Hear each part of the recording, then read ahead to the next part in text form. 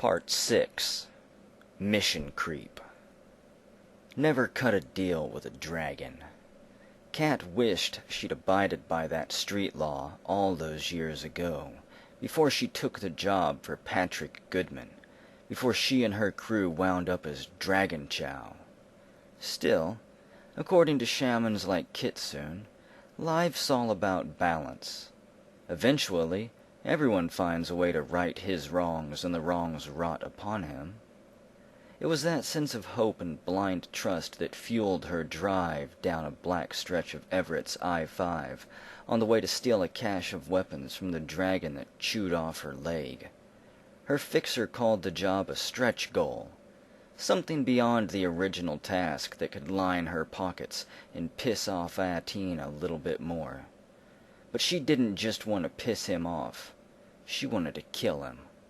And tonight's run would bring her closer to that delicious victory. JT slouched in the back of the stolen delivery truck. He spoke in a voice that bemoaned loss. "Used to be you only came to Everett for 3 reasons. Working as a wage slave for Bowen, being a wharf rat and showing up every time the UCAS Koontz put to port." He sighed and trailed off as he stared out the window. "And the third way?" Kitsune cut in impatiently. His gaze remained locked on the passing pine trees as he replied in a flat voice, "In chains." Everett's new growth showed closest to the highways. There were restaurants and storefronts where only empty lots stood.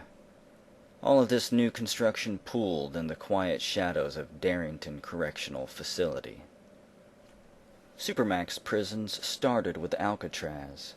The system went private after the awakening and subsequent fracturing of the United States of America. There were rumors about what happened to runners who got tagged and shipped to a Supermax. Shadow runners were sinless individuals, unregistered in any Social Security database. Without their names in the system, a court could do whatever it wanted with them, especially if it had a grudge, and Darrington Correctional was run by Ares. Hegemon broke the silence. "Any of you have a due time?" Kitsune offered. "I did a weekend stint for trying to sell better-than-life chips, back when BTLs were all the rage. It was a long time ago." Kat looked at JT. The samurai scratched at his duster, unwilling to answer. It continued like that until Kitsune pulled the stolen delivery truck off the road just beyond the fence of a riverside warehouse north of the naval yards. The 4 runners piled out of the van and checked their gear. "Same plan, guys." Kitsune glared at Fluff, who was looking particularly smug curled up in Kat's arms. "Not exactly the same." "Right. Kitsune will run Overwatch from here with Fluff. They're expecting orcs this time, so Hegemon will take lead. JT will provide backup if Kitsune's spell works." "The spell will work," Kitsune spat. She took a deep breath, lines of concentration forming on her brow. Nobody spoke while she cast the mask spell. The harder she tried to focus her will, the more her face twisted into a fleshy caricature of her fox totem. This was her shamanic mask, physical proof of her true power. When the moment passed, Kitsune wiped the sweat from her temples. Kat looked at JT, surprised to see an orc standing in his place. Hegemon nodded at the work. "Nice, but I still think we needed a physical adept for a stealthy infiltration job like this. One of those ninja types." "Bull dreck. We always go in strong," JT said, bits of spittle dotting his new tusks. "I'm fraggin' street samurai. I've handled Lone Star fast response teams, and I can sure as hell handle knight errant." Kat said, "I've worked with adepts before, and they are top-notch operators, but we don't have the Nuyen. I think we stretched the cache about as far as it will go." Hegemon shrugged. "Is everyone good with the plan?" Kat was talking directly to Kitsune now. The shaman shook her head. I can maintain this spell, but it means I won't be able to provide any other magical support. You'll be going in blind. Kat nodded and started for the truck, but Kitsune held her back. I'm with you, Kat, but this still doesn't feel right to me. Why would Ateen leave a horde of weapons for some backwoods tribal orcs? You know dragons don't have the best history with orcs. I just don't think Strowther is being straight with us about this job. We blew the last job, Kitsune, and that is on me. If we don't score on this one, Art Johnson is going to find someone else who can. If I can hack into the KE system, I'll try to find out where the storage manifest originated from. But we're out of choices. Kat and Kitsune climbed into the back of the truck and closed off the partition between the driving compartment and the storage area. This left JT to do the driving and Hejimon to do the talking. She felt the truck stop again a few minutes later. The next moments were tense, and the truck's storage cabin was hot. Kat could hear muffled voices coming from outside and slow responses from Hejimon. Someone laughed, and then they were moving again. When the truck stopped the next time, Hejimon walked around back and pulled open the lift gate. He said, "No sweat, chummers." "What happened back there?" "They thought JT was my joy boy." Kat laughed out loud. They were at the docking ramp for one of the smaller warehouses on the property. It must have been the size of 3 basketball courts laid side by side. Kat jogged inside, relying on instinct to find the shipping office. JT followed. It was after hours, so they didn't expect anyone besides security to be on site. The office was dark, occupied by 2 desks cluttered with shipping tags, stacked boxes, barcode readers, and old takeout. She heard a rat scurry off and thought of Fluff.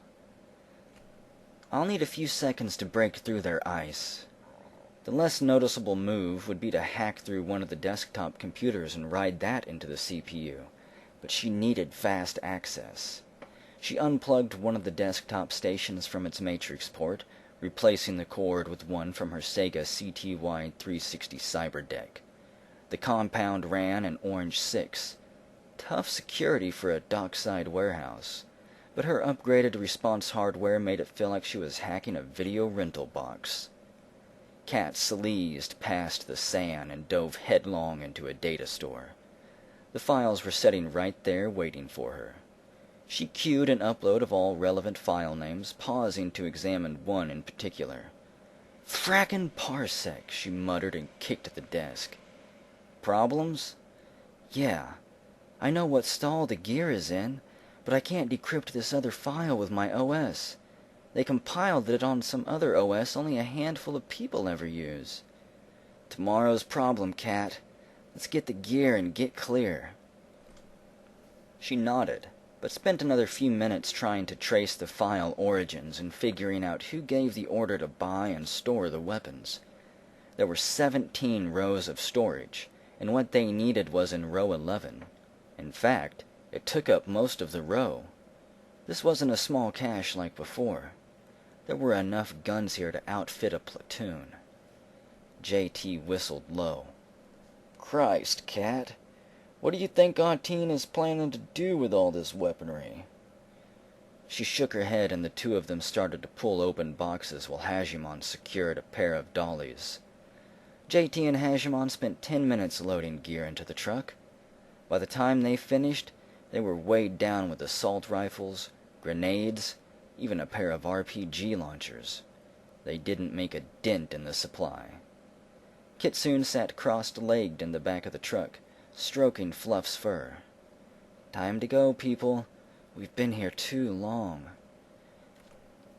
Hejimon climbed back into the front and JT secured the cargo in the back, leaving enough room for Kitsune and Kat to fit inside. But Kat had no intention of leaving.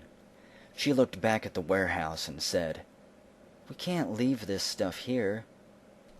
"We'd need 8 more trucks to load out all the gear, Kat. Let's just take what we have and go," Kitsune reasoned. "This cache belongs to Ateen. Either we take it all, or we destroy it." That even took Fluff by surprise. Hegemon leaned out the driver's side window and muttered, "We can do a lot with the gear we stole, Cat. We don't need any more to be successful. It is more than we expected we'd ever get. Mr. Johnson will be happy with the take." "But it isn't all there is. Think about what we learned. Aunteen's interest in this is a lot bigger than we thought. If we can blow up his cache, that will let him know that somebody heavy is coming for him." Cat felt torn. Hegemon snorted. "You want to blow up a weapons cache in order to let a dragon know you're coming?" Kitsune growled. "Don't ruin a perfect run by biting off more than we can chew. We came here to do a simple snatch and dash. We're not prepared to blow up a warehouse." "But everything we need is right here. The cache is full of explosives." JT stepped out from behind the truck. With the mask spell still in place, fangs jutted out over his mouth like a snarling warthog. "Cat, stop being a slitch. You need to get in the truck before the people whose these guns belong to—" They both heard the click at the same time. There was an orc standing behind JT like he'd materialized out of the darkness. The Ruger heavy pistol in his hand burped fire, and JT staggered forward. Cat heard another click behind her, and she dove to the left. A second orc opened up on her with a Remington room sweeper. Shards of shrapnel cut into her shoulder and back. Hegemon kick-started the engine while Kitsune fired her Uzi through the open lift gate.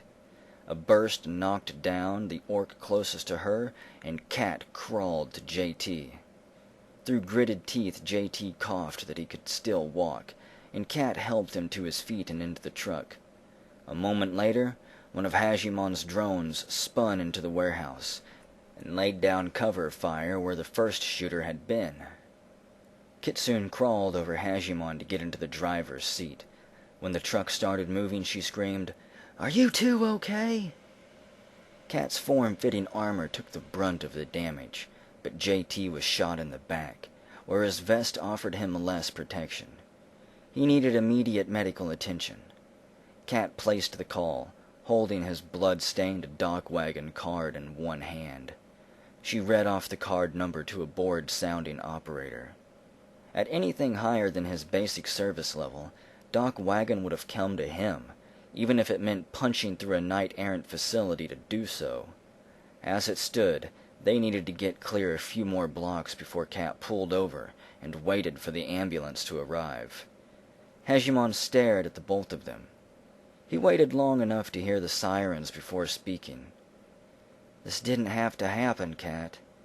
Getting the weapons is one thing, but we don't know dreck about getting in and out unseen. How are we supposed to get close enough to a dragon to use them?